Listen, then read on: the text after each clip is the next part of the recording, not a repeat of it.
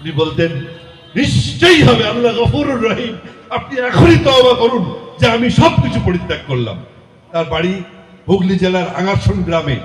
তিনি মুখে দাড়ি নেই, পরের দিন এসেছেন, দেখছি মাথায় একটা টুপি। আমাকে বলছেন তোমার আব্বা না থাকলে আমি বেঈমান হয়ে মরে যেতাম। না, আমার আব্বা না থাকলে নয়, আল্লাহ আপনাকে হিদায়াত দেবেন, সেই জন্য আপনি আব্বার কাছে এসেছিলেন। আমার আব্বা না হলেও আপনি অন্য কোনো মানুষের কাছে যেতেন, আল্লাহ আপনাকে হিদায়াত দিতেন। এটা ছিল আল্লাহর ফয়সালা। আপনার মনের ভিতরে যে তওবা করা, অনুশোচনা করা, রিপেন্টেন্স আপনার এসেছে, এটাই লক্ষণ যে আপনি একজন সত্যিকারের ঈমানদার। আসুন, আপনি আসুন।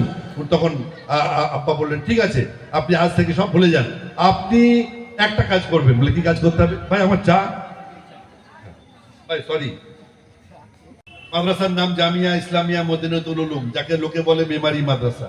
আমি ওখানকার ছাত্র ছিলাম। 24 পরগনায় আমার শিক্ষক আছেন, এখনো বেঁচে আছেন। জয়নগর পেরিয়ে বকুলতলার পাশে 22 বলে একটা গ্রাম আছে, সেই গ্রামে মুফতি সেকেন্দার আলী সাহেব আমার শিক্ষক। মুফতি ইসমাইল সাহেব, তার বাড়ি গোপাল মোল্লার হাট।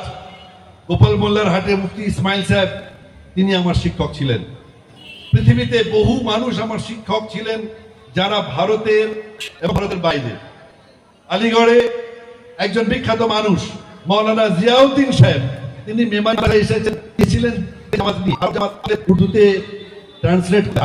আমরা যেমন আলহামদুলিল্লাহ আরবি জানি, আমাদেরকে আরব মানুষ বসিয়ে দেওয়া হয়, আর যদি বলা হয় বাংলায় ট্রান্সলেট করুন, করে দেবো আলহামদুলিল্লাহ।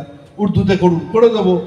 ইংরেজিতে করুন, করে দেবো। এরকম আসেন তো আমাদের জামাত মেমারিতে, আফ্রিকার জামাত আসে, জর্ডন থেকে আসে, থেকে আসে, জামাত আসে। তো জামাত এলে কেউ ইংরেজিতে বলছে, সেটা বাংলায় বলতে হবে, কেউ আরবিতে বলছে। মাওলানা জিয়াউদ্দিন এসেছেন একটা আরব জামাত নিয়ে, কোথায়? মেমারিতে, ওনার বাড়ি উত্তরপ্রদেশ। তোমার আব্বা বলছেন যে मौलाना एक बात बताओ। हाँ फरमाइए, क्या बात है?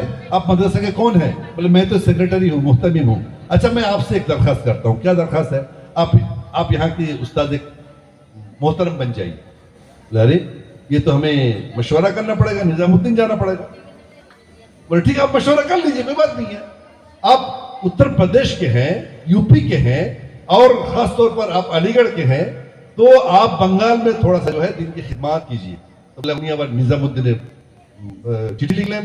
নিজামুদ্দিন থেকে উত্তর এলো যে হ্যাঁ জিয়াউদ্দিন সাহেব, আপনি মেমারি মাদ্রাসায় থাকতে পারেন, তিনি আমার শিক্ষক।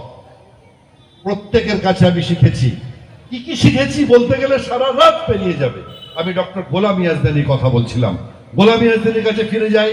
তিনি ছিলেন মালদার এমপি, তিনি ছিলেন একজন ডাক্তার। এমবিবিএস ডাক্তারি করবার পর